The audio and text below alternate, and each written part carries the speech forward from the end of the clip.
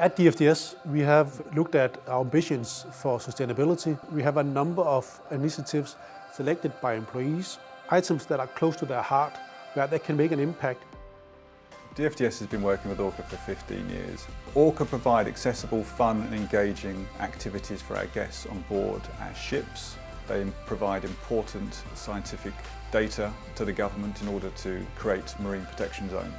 In the UK, we have lost over 90% of our seagrass beds. The restoration of these seagrass beds is vital to trapping and storing carbon in the future. Seagrass is 35 times more efficient at storing carbon than a rainforest of the same size. DFDS provides financial support to the Ocean Conservation Trust. Plus in 2023 we're looking to expand our programme to amplify their message.